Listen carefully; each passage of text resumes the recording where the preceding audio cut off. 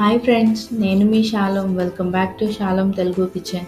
ఈరోజు మన ఛానల్లో రంజాన్ సీజన్లో ఎంతో స్పెషల్ అయిన మటన్ హలీం.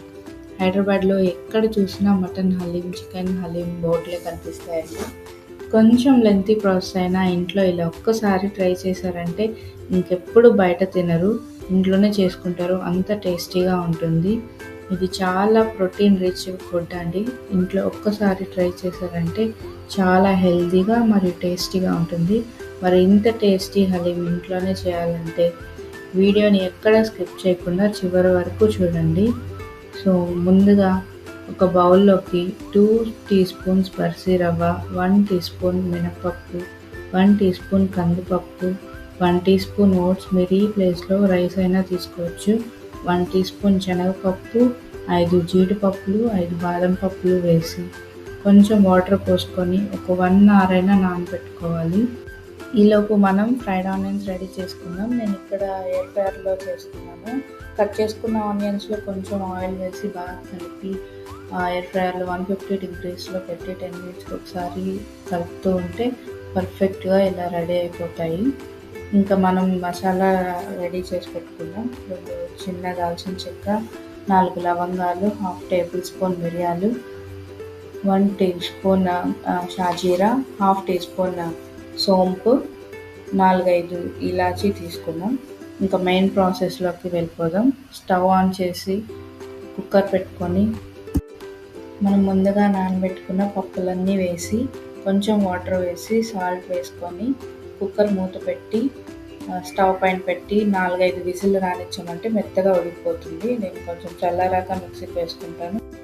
ఇప్పుడు మళ్ళీ స్టవ్ ఆన్ చేసుకొని కుక్కర్ పెట్టి 2 tablespoons oil, 4 teaspoons ghee వేసి కొంచెం హీట్ అయ్యాక చాప్ చేసుకున్న ఆనియన్స్ వేసి బ్రౌన్ కలర్ వచ్చే వరకు బాగా ఫ్రై చేసుకోవాలి. కొంచెం సాల్ట్ వేసారంటే ఆనియన్స్ బాగా మగ్గుతాయి.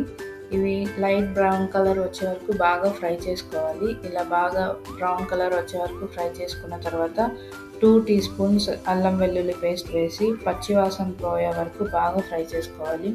ఈ అల్లం వెల్లుల్లి పేస్ట్ పచ్చివాసన పోయే వరకు బాగా ఫ్రై చేసుకున్న తర్వాత మనం ముందుగా కడిగి పెట్టుకున్న ఫ్రెష్ మటన్ వేసుకోవాలి. నేను ఇక్కడ 250 గ్రామ్స్ మటన్ వేసుకున్నాను. మటన్ క్లీన్ చేసుకునేటప్పుడు కొంచెం ఉప్పు, నిమ్మరసం వేసి క్లీన్ చేశారంటే నీచు వాసన అనేది లేకుండా ఉంటుంది.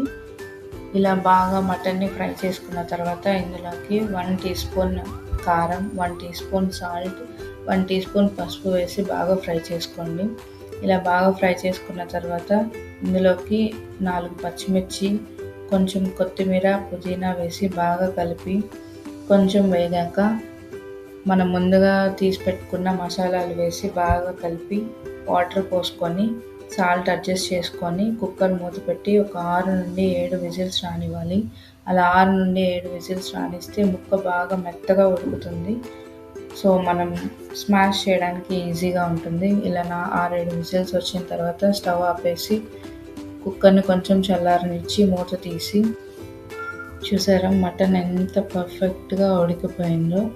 ఇప్పుడు ఇందులో నుంచి కొంచెం గ్రేవీని, ఆయిల్ని సపరేట్గా ఒక చిన్న బౌల్లోకి తీసుకుందాం. ఇది హలీం రెడీ చేసుకున్న తర్వాత లాస్ట్లో వేసుకుంటే చాలా బాగుంటుంది.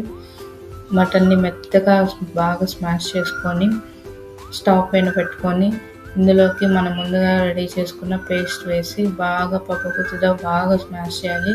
ఇలా చాలాసేపు మంచిగా స్మాష్ చేస్తే మంచి టెక్స్చర్ వస్తుంది. ఇలా మీరు ఎంత మంచిగా స్మాష్ చేస్తే అంత మంచి టెక్స్చర్ వస్తుంది.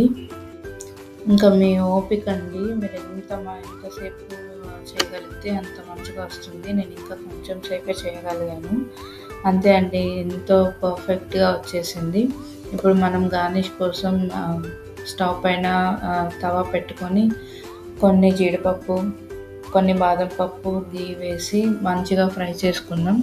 అండ్ కొత్తిమీర కూడా కట్ చేసి పెట్టుకోండి, నేను షూట్ చేయలేదు. ఇప్పుడు ఒక బౌల్లోకి హలీం తీసుకొని దానిపైన ఫ్రైడ్ ఆనియన్స్ వేసి మంచిగా ఫ్రై చేసుకున్న జీడిపప్పు, బాదం పప్పు వేసి కొత్తిమీర వేసి మనం ముందుగా తీసి పెట్టుకున్న గ్రేవీ వేసి 2 స్పూన్స్ గీ వేయండి. అంతేనండి, ఎంతో టేస్టీ అండ్ హెల్దీ అయిన మటన్ హలీం రెడీ. చూసారా ఎంత ఎమ్మీగా వచ్చిందో.